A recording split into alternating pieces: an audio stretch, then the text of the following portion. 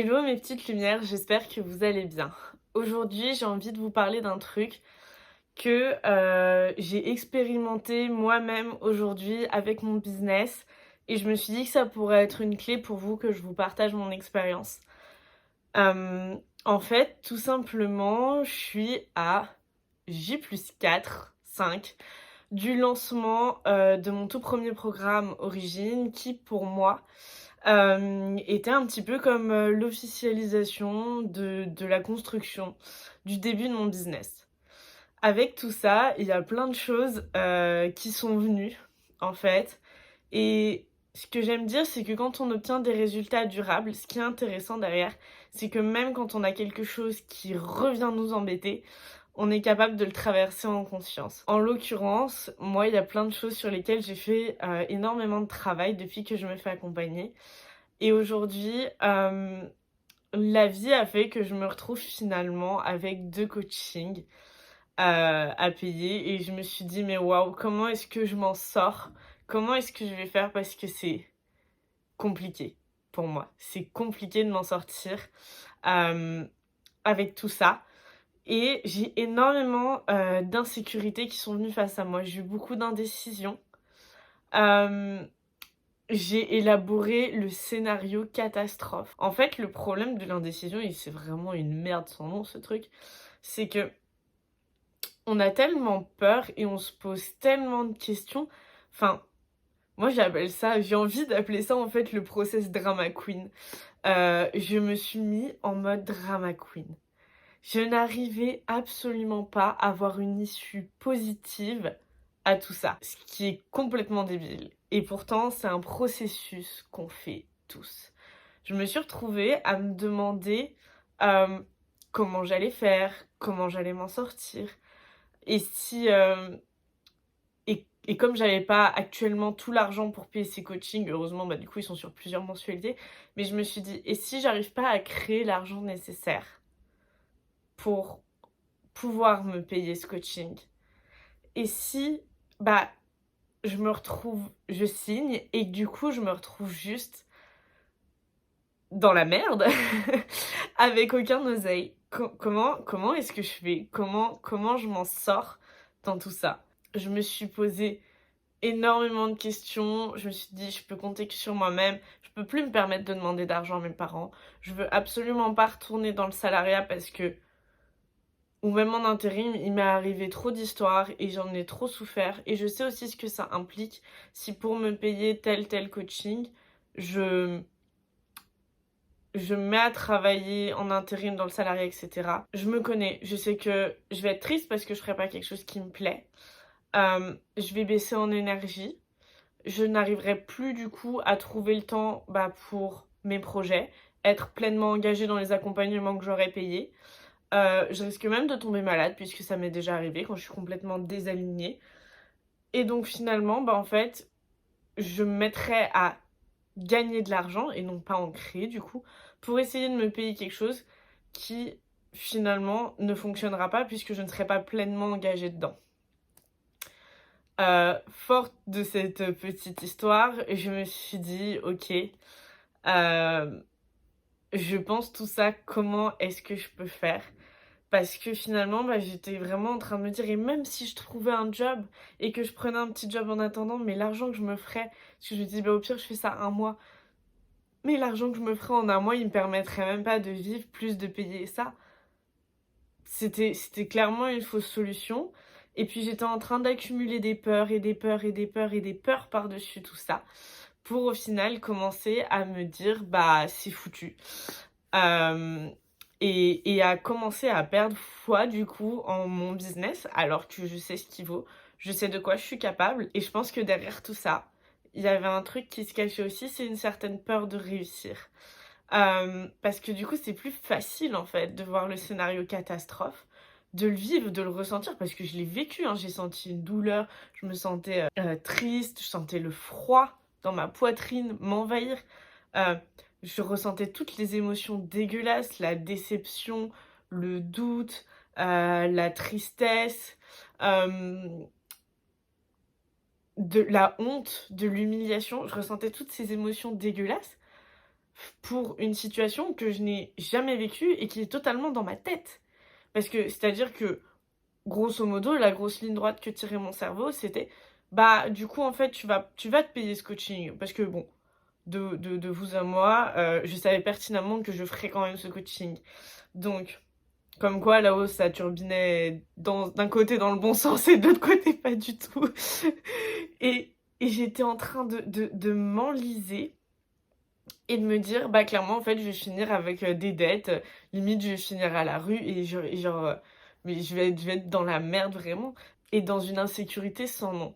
Ce que je trouve exceptionnel avec le cerveau, c'est que je n'ai jamais été dans cette insécurité. Donc, est-ce que lui là-haut, tu vois, je me suis dit, il peut arrêter de penser à des trucs comme ça et de penser que le scénario le pire, le scénario catastrophe, c'est un scénario qui est plus réalisable que le scénario happy end. Je me suis dit, mais à quel moment on se dit que c'est normal d'envisager le pire et de réussir à ressentir le pire, alors que le truc chouette, on va avoir plus de mal à l'envisager et à le ressentir. Je me suis dit, si j'arrive à ressentir une émotion, une situation de merde, comme si je l'avais déjà vécu, pardon, alors que je ne l'ai jamais vécu, bah, je pense que je peux être capable d'imaginer, de ressentir, de vivre un, un happy end aussi, même si je n'ai jamais vécu ce genre de happy end. Parce que j'ai encore jamais vécu la construction de ce que c'est un business. J'ai encore jamais vécu ce que c'est une offre qui fonctionne. J'ai encore jamais vécu ce que c'est que d'atteindre des sommes astronomiques rapidement par mois. Bah, je vois pas pourquoi ce serait plus impensable qu'un scénario catastrophe. Et donc je vous parle de peur de réussite, du coup, qui se cachait autour de tout ça. Parce que c'est exactement ce que j'ai ressenti, en fait. Je me suis dit, mais je ressens tout ça. D'un côté, c'est une sorte d'auto-sabotage aussi. Mais je me suis dit, mais j'ai peur de réussir. Parce que si je réussis, bah, je paye tout facilement. J'ai une vie plus apaisée, plus sereine. Mais c'est une sortie de zone de confort parce que c'est pas une vie que j'ai l'habitude de vivre en fait. Et donc là-haut, bah, ce qu'ils préfèrent se dire, c'est non, restons dans notre zone de confort, même si elle nous fait du mal, même si, reste enlisé, t'inquiète, c'est bon. Non, tout simplement non. Et du coup, avec tout ça, bah, venait se rajouter des peurs de manque. Et si j'arrive pas à trouver de cliente alors que j'ai souscrit à tel abonnement, tel accompagnement, et si j'arrivais pas à gagner autant, assez, etc. Et je me suis dit, mais vraiment, mon cerveau est en train de me bullshit complet.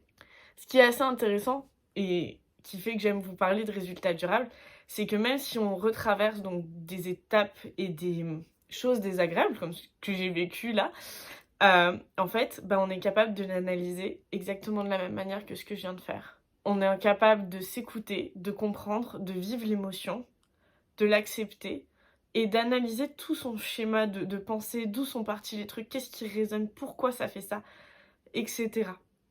Pour en conclure finalement que j'ai le droit de me poser ces questions, qu'elles sont, je pense, légitimes.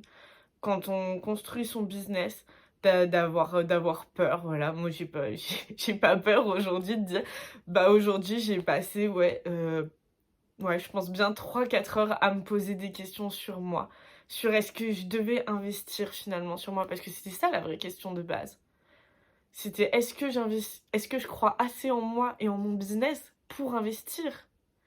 Et donc on voit bien que finalement la question n'est plus du tout, l'argent, la somme en tant que telle d'un coaching, d'un accompagnement, mais est-ce que je me sens capable, hem, de le faire, d'y arriver et est-ce que j'ai confiance en la personne qui m'accompagne? Bon, pour la confiance, moi, en l'occurrence, c'était complètement réglé, j'ai une confiance totale en la personne qui va m'accompagner, mais c'était est-ce que du coup, j'ai assez foi en moi, en mon business, de manière intentionnelle pour y aller. J'ai trouvé ça hyper intéressant comme chemin de réflexion parce que je pense ne pas être la seule à vivre ce genre de choses et je suis très fière de pouvoir me dire que fort de tous les exercices, toute la connaissance que j'ai pris avec mon dernier coaching, je veux réussir à transmettre exactement ce genre de choses. À ce que demain, tu vois, tu puisses te dire, putain, je vis un truc de merde.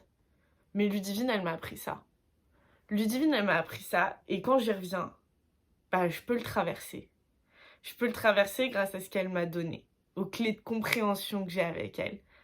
Et c'est exactement ce que ma coach a fait avec moi, et je la remercierai toujours infiniment, je ne pense jamais assez, de m'avoir permis de passer à ce mode-là de conscience et de me dire: «OK, je sens que que là ça déconne, j'observe, je conscientise, je comprends.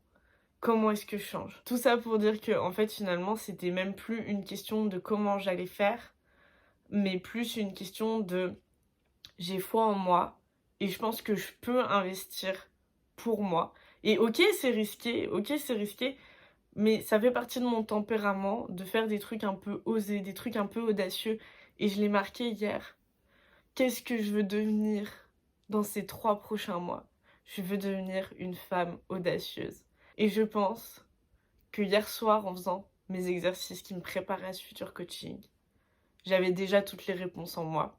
Mais j'avais besoin de passer par ce processus. Certes, pas forcément agréable, mais j'avais besoin de passer par ce processus pour savoir que je signe cet accompagnement, que mon business va décoller et que tout va super bien se passer, que je vais vivre grand, me réaliser en grand, voir grand. Et que tout ça n'est en fait pas du tout une question d'argent, mais une question de confiance en moi, de foi en moi et en ce que je veux faire. Voilà ma petite leçon du jour. Bien évidemment, comme d'habitude, je parle trop.